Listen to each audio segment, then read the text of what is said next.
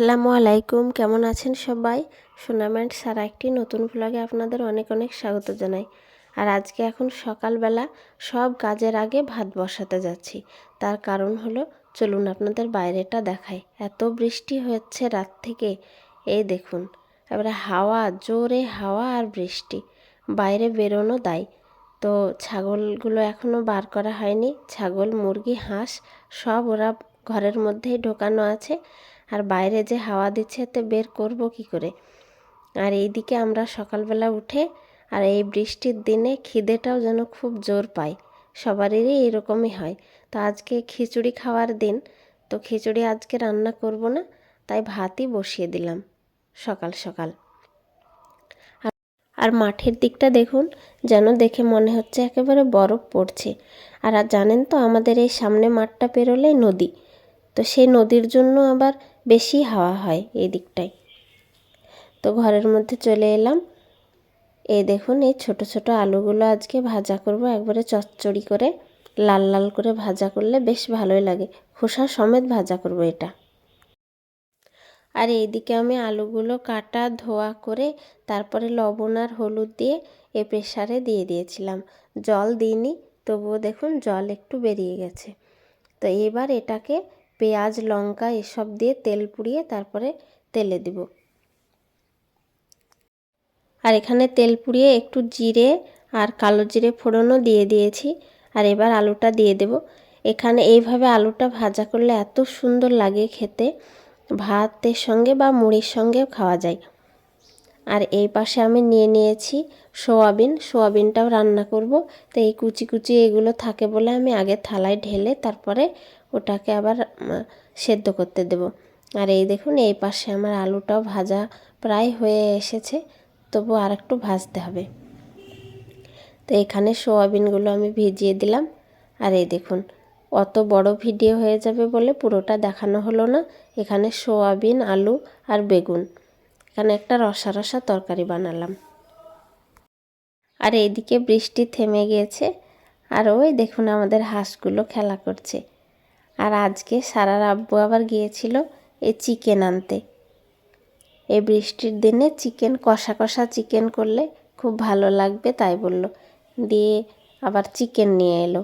তো এটাকে এবার ধুয়ে নিলাম, তারপরে এটাকে রান্নায় বসাবো এবার। তো রান্নার জন্য কড়াইতে তেল দিয়ে দিলাম।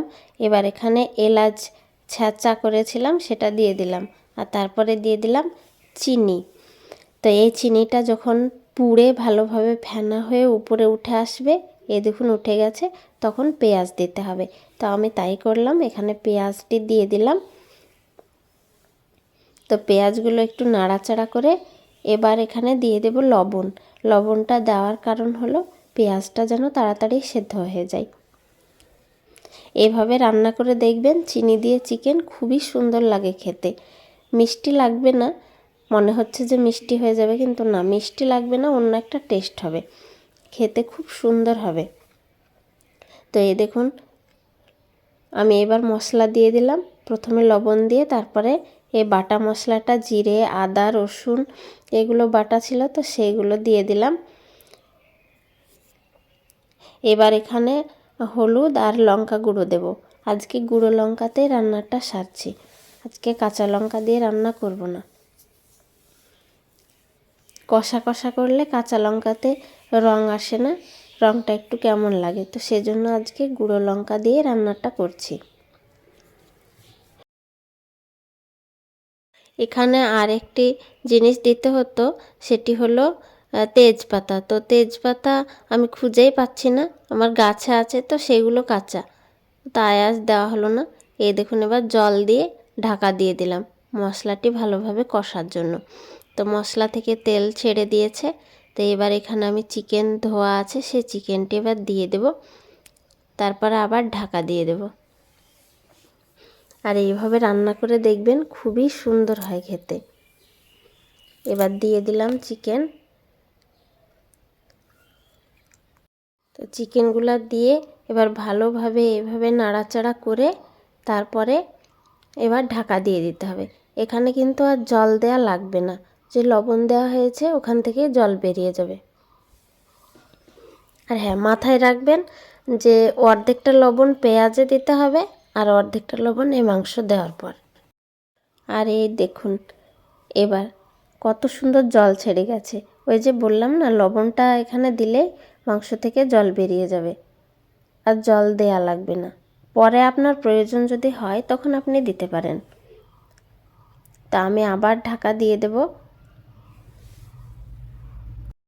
তো এইভাবে বারে বারে ঢাকা দিয়ে মাংসটা ভালোভাবে কষিয়ে নিতে হবে।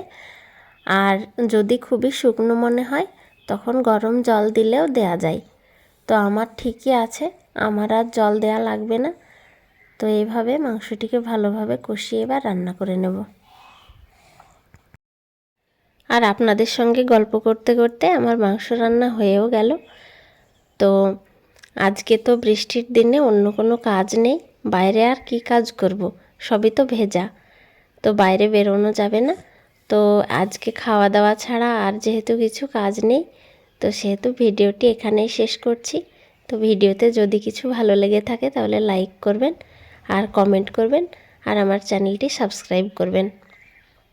তো সবাই ভালো থাকবেন, সুস্থ থাকবেন আর সাবধানে থাকবেন। দেখা হবে আবার পরের কোনো ভিডিওতে।